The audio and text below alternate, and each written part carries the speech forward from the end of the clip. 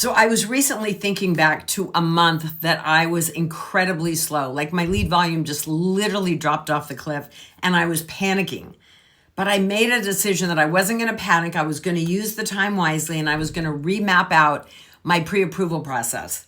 So I started looking at what happens when a lead comes in the door, and I mapped out every step of that pre-approval process and found about 5 areas that we really had a gap in my business.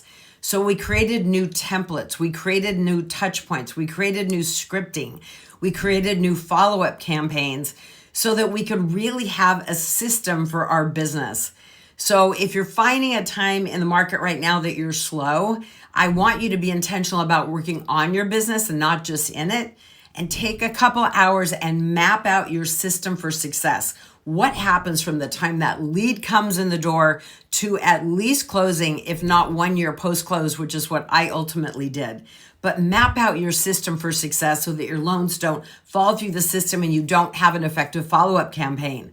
Creating a system for success during the next wave of business can totally elevate the game and prepare you to handle a whole different level of volume when you've got your next uptick in the market. All right, have a great day, and I hope you definitely take some time to map out your process for success and elevate your production in the process.